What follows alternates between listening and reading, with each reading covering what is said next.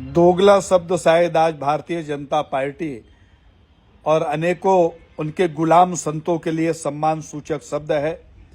इनके लिए यही शब्द उपयोग में होना चाहिए। कल तक तो ये शब्द जो है समाज में गाली माना जाता था। किसी को दोगला कह दो तो उसे बड़ा अपमान लगता था और लोग ये सोचते थे कि अपने बाप की ओरिजिनल औलाद नहीं है, इसीलिए इसको दोगला कहा जाता है। लेकिन भारतीय जनता पार्टी और अखाड़ा परिषद के अनेकों शामिल संतों ने इस बात को सिद्ध किया कि वो पूरी तरीके से दोगले हो चुके हैं, चरित्रहीन हो चुके हैं, षड्यंत्रकारी हो चुके हैं, जिन्होंने इस राष्ट्र को नष्ट और भ्रष्ट करने का पूरी ताकत से यत्न किया। मोदी हनुमान जी को रस्सी में बांधकर पतंग की तरह उड़ाता है, तब न तो भारतीय जनता पार्टी के राम भक्तों का स्वाभिमान जागता है और न भारत के इन फर्जी संतों का, चरित्रहीनों का स्वाभिमान जागता है। जब भारतीय जनता पार्टी के नवनिर्वाचित अध्यक्ष की रैली निकाली जाती है और उसमें हनुमान जी को नचाया जाता है, उनका भेष धारण करके एक व्यक्ति नाचता है जो हनुमान के रूप बनाता है, उस समय भी इन सब के मुंह में दही जम जाता है। राम की उंगली पकड़कर जब नरेंद्र मोदी राम मंदिर के उद्घाटन की बात करता है तो ऐसा लगता है कि प्रधानमंत्री आवास देने के लिए राम जी को ले जा रहा है और राम जी बेघर बार हैं और ये ईश्वर की भूमिका में है जो उंगली पकड़कर राम जी को ले जा रहा है। तब भी ये चरित्रहीन दोगले संत जो अपने आप को कथाकथित संत बताते हैं, सनातन का उद्धार करने वाले बताते हैं, ये चरित्रहीन व्यापारी जो पद बेचते हैं। राजेश श्रीवास्तव नाम का एक व्यक्ति जो बबलू श्रीवास्तव नामक अपराधी का भाई है, जो अपने आप को चक्रपाणी कहता है, उसे शंकराचार्य की उपाधि इन्होंने बेची।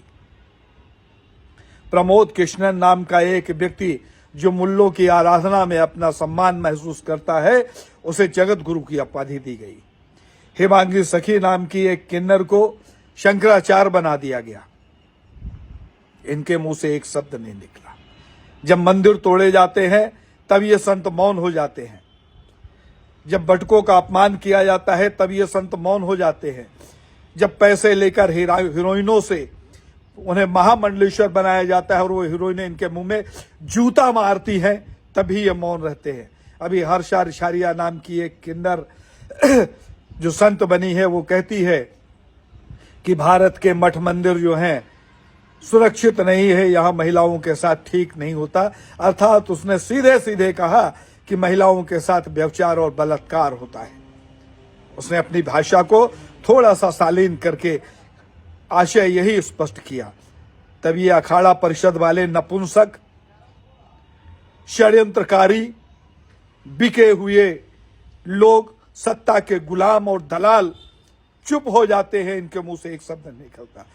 लेकिन जब राम जन्मभूमि के चंदा चोरी से लेकर चढ़ावा चोरी तक में इनकी कलाई खुलती है, तो इस बात का विरोध प्रदर्शन करने के लिए पप्पू यादव नाम के एक सांसद प्रदर्शन करते हैं, एक नाटक प्रस्तुत करते हैं संसद भवन के बाहर कि किस तरीके से चंदा चोरी हुई होगी, उसे समझाने का यत्न करते हैं।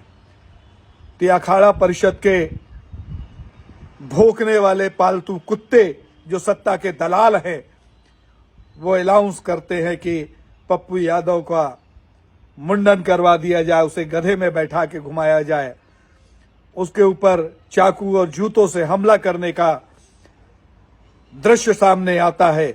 तो इस बात का भी निर्धारण करना चाहिए कि ये फर्जी संतों के साथ क्या बर्ताव होना चाहिए, जिन्होंने प्रैक्टिकली रूप में धर्म का विनाश किया है, पदों को बेचा है, पदों की गरिमा को नष्ट किया है।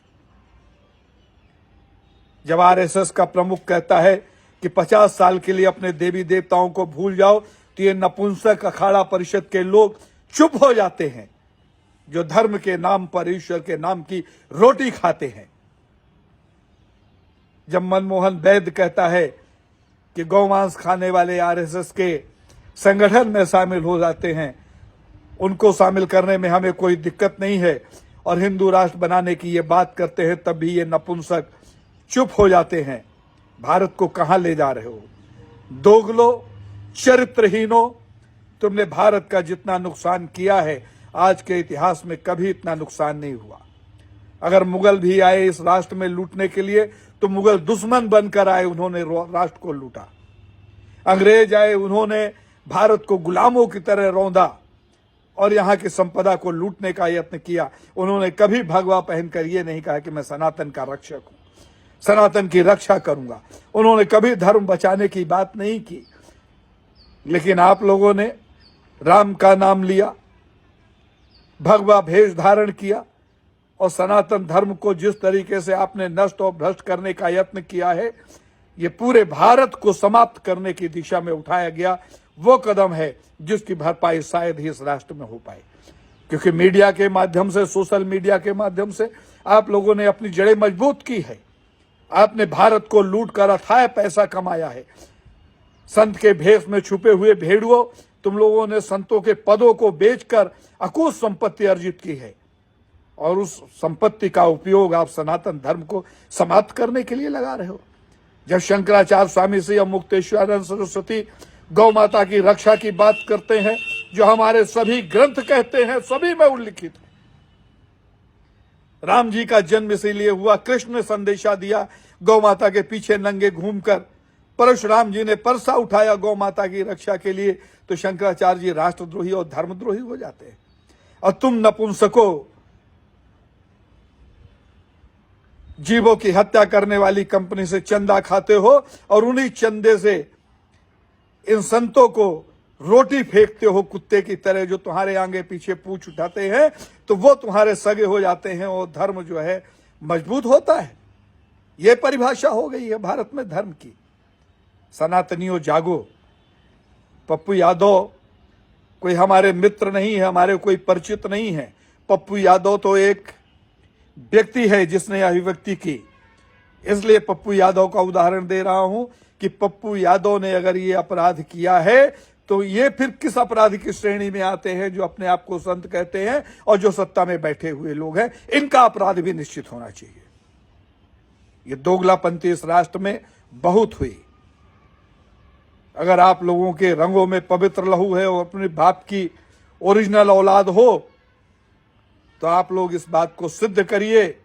भारतीय जनता पार्टी, आरएसएस, विश्व हिंदू परिषद के नेतागण और जो अपने आप को बड़ा संत कहते हैं लेकिन धर्म के विषय में मौन रहते हैं, इस बात को सिद्ध करें कि उन्होंने राष्ट्र में धर्म के लिए आज तक क्या क्या किया है, उन्होंने धर्म की रक्षा के लिए क्या किया है। जिस राष्ट्र में धर्म का मजाक उड़ाया जाता है, धर्म की खिल्लियां उड़ाई जाती है, मंदिर और मठों को लूटा जाता है, जिस राष्ट्र में बटकों की चोटियां खींची जाती है, संतों को जूतों से मारा जाता है, जिस राष्ट्र में मंदिर विध्वंस करके अपने आप को धर्म का पुरोधा बताया जाता है, जिस राष्ट्र में धर्म का विनाश करने वाले सत्ता में बैठते हैं, उस राष्ट्र का भला कैसे होगा, इस बात का चिंतन इस राष्ट्र की जनता को करना पड़ेगा। मेरे प्रिय सनातनियों, स्वाभिमानी देशभक्त और जिंदा हिंदुओं, मैं आपसे हाथ जोड़कर विनती करता हूं कि षड्यंत्र को किसी राजनीति के चश्मे से मत देखिए।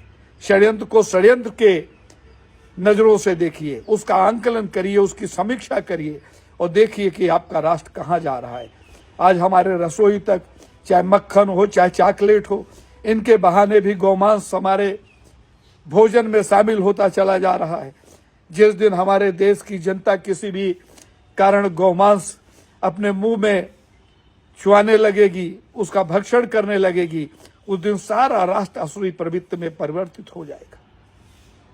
इस राष्ट्र को बचाना मुश्किल है। इसलिए मैं आप सबसे विनती करता हूं कि इन बहुरूपियों को पहचानिए, इनका तिरस्कार करिए, अपने धर्म को बचा लीजिए।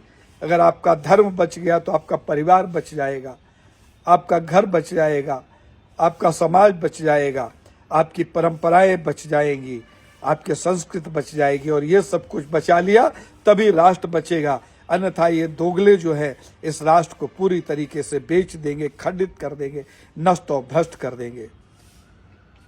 जय हिंद, जय भारत, वंदे मातरम।